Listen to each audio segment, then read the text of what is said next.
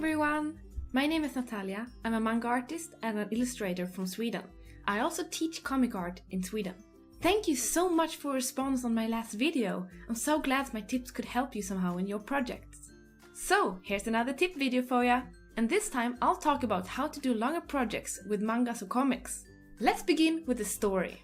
I'll make more videos on how to create your story, but I'd like to begin with a tip that probably helps you out in any projects of yours. Though it's even more important when you're going to do a longer story that maybe spans over several years. My tip number 1 is make the story personal. This is probably one of the most important tips I can give you, especially if you're going to do a big comic or manga project. If the story is not personal, the motivation will probably fade through time. But if the story is personal, it will become much more interesting and engaging both for you and for the reader.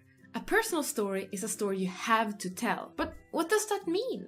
If a story connects to you in a deeper way, then that story is personal. I believe that comics can be seen as therapy, just like writing a diary. That doesn't mean that you have to do autobiographical comics. It can be an epic fantasy story, an awesome action-loaded sci-fi, for example. But if the story deals with something that you have experienced yourself, or that you have a deeper connection to, that story will feel more authentic. If you know how it is to lose someone you love, why not make a comic about it? Or if you have experienced true love, why not make a comic about that? Or if you have visited a certain country or lived in a certain city, why not make the manga take place in that city? So, remember, make the story personal. Now, on to my next tip.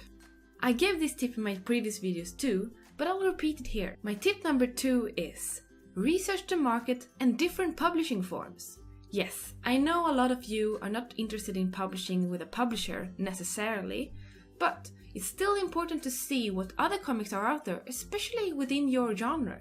Even if you're going to self-publish, for example online, it's good to see what other comics are out there and what the readers likes about them, because maybe you can just pick and choose the favorite parts and you can put that into your comic. You can learn a lot by analyzing other people's works. Also, research different kind of publishing forms. Do you want to do a printed book or do you want to do an online comic? Which publishing form you choose affects the format and the quality limitations that you have to abide by. This next tip is also on storytelling, so I'll not go into it too deep, but I'm still gonna put it up here because it's important, especially when you're doing a long comic. My tip number 3 is plan the whole story, even the ending. This is something that some creators think, what the heck, I can come up with the ending as I go. Wrong! There is a misconception that many famous comic artists use this attitude, especially within manga from Japan. But this actually depends more on the editors that want to drag out the story if the manga becomes a hit, to earn more money. The main concept still needs to have a good ending. Unless you're working for a big comic magazine in Japan, you'll never have the problem of having to prolong your story just to earn more money. From what I've heard, here in Europe and also in America, editors and readers appreciate when you have a good ending in plan already when you start doing your comic. I will make more videos on storytelling, so don't worry. But still, this tip, remember it. Plan the whole story.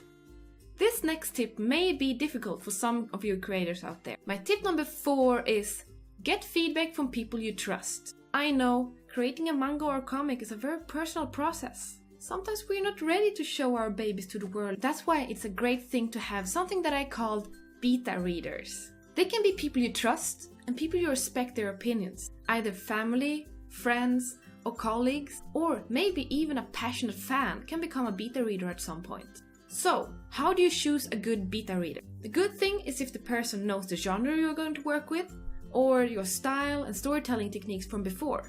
Also, the person needs to be really honest, but also encouraging.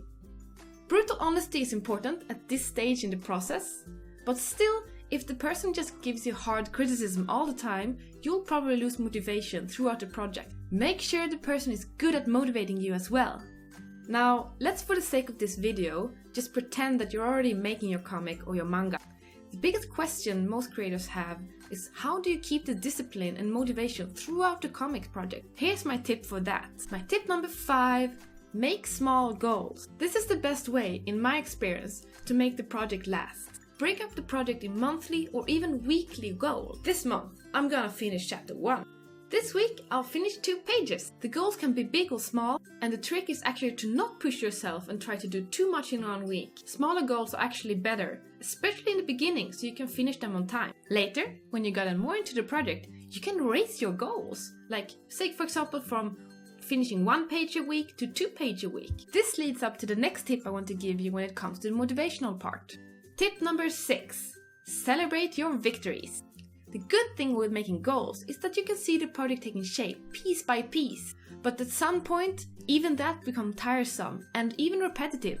That's why it's also important to celebrate milestones. The trick is not to celebrate too often, because then it doesn't become desirable, but not too seldom either. Say, for example, your weekly goal is to finish 2 to 3 pages, but you have a monthly or bi-monthly goal to finish a chapter. Then you can make that chapter goal your milestone and celebrate it, like treat yourself to something when you have achieved it. It can be like taking a hot bath, or like treating your family to a nice dinner, or why not just ask your friends to come over and watch movies together. My next tip ties into the motivational part of the process, but you should actually do this as soon as you start planning your manga. My tip number 7 is make a list of inspirations. This is my best tip for you out there who might feel like you're losing passion throughout the project. We creators are like sponges. If we see something that inspires us, we suck it up and collect it, and we start thinking about it.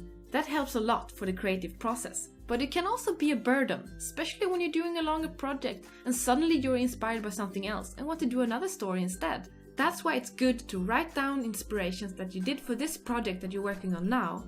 And if you ever get tired or like the passion is driving out of you, just go back to that list. It can be, for example, a movie you watched that inspired you, a song you listened to, maybe a book you read, someone you talked to, anything. If the inspiration is lacking, go back to the list and reread the book and rewatch the movie or listen to the song again that inspired you.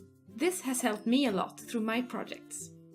The next tip I want to share with you is something I think most creators want to achieve, but only a few of us manage to follow. Tip number 8 is finish the project. Sorry, it had to be said.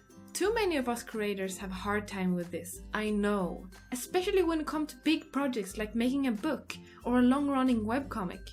For some of us, ending a story is really scary, because it's almost like saying goodbye to the characters and the world that we've created.